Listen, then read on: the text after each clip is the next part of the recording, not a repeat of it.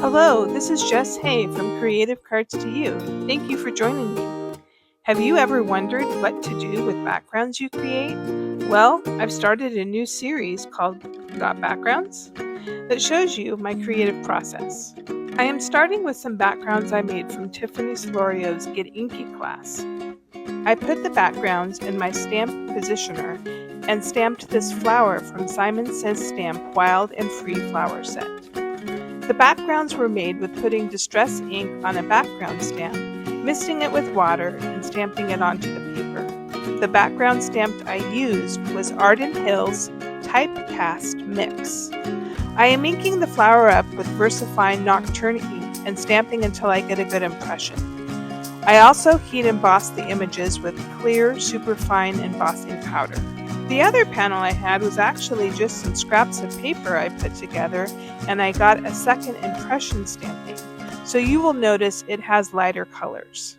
I am intentionally separating the two due to the design I have in mind. I also stamped and heat embossed the same design onto two panels of 4 1/4 by 5 1/2 on just plain white paper. For one card, I cut the split panel into strips. Not sure how wide they are, but just into strips that were mostly the same size, trying to keep track of the design. For the other card, I did the opposite. I cut the white panel into strips. I also used a different paper trimmer that helped me cut smaller strips from the get-go. I am just using the lines on the paper trimmer to help me keep it straight and consistent.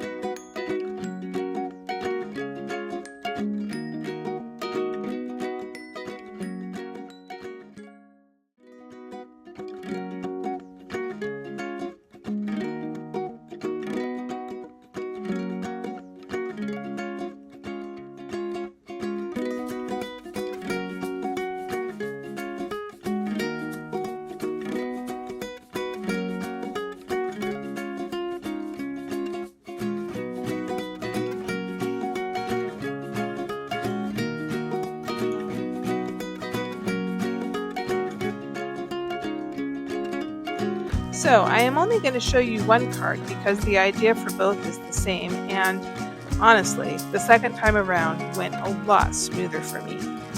I just take every other white strip and I glue it onto the card, doing my level best to line up the pattern.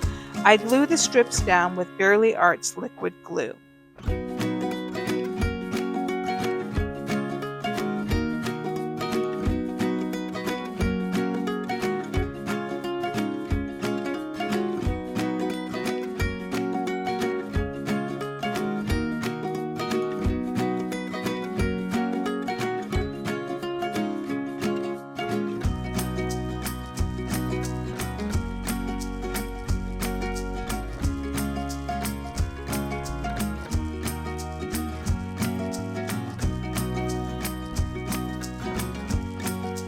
Next, I took the darker panel and cut it out with a die cut from Spellbinders.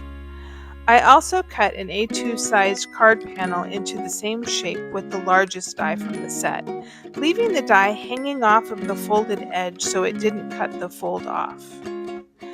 I cut a sheet of black cardstock from that same large die cut design because this card has a lot of white going on, and I thought it needed a pop of black around the edges to help it. I glued the black panel onto the back of the card panel and then put 1mm foam tape on the colored panel and adhered that to the card base.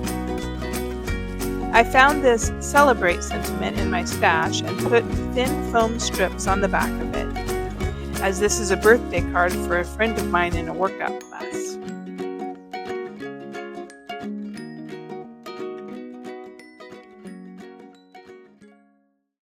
I finished the card off with some ebony gems from Amazon, and card number 1 is done. Now, card number 2 has more uneven strips on it, and not all of the strips are the same length. So I went with a different design that was more stacked to try to take away some of the focus. And I think it worked pretty well in the end. I took every other layering rectangle die from this Waffle Flowers A2 rectangle die set and ran it through the die cut machine. I also did the same with the blacks.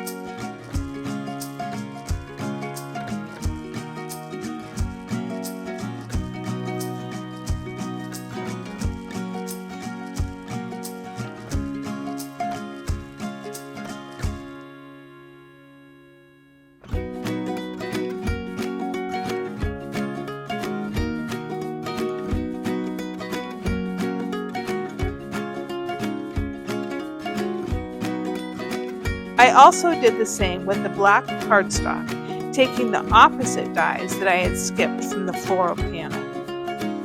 Then I assembled the card, alternating layers and using glue to adhere them one to another.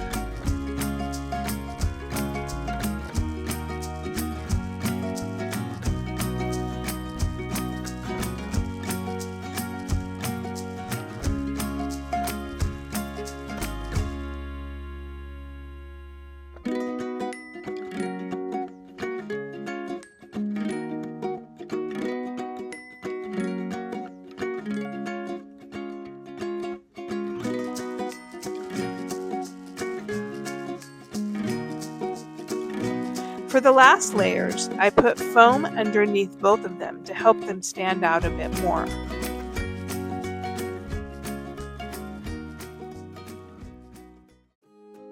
I finished the card off with a ready-made Gina K sentiment with sympathy.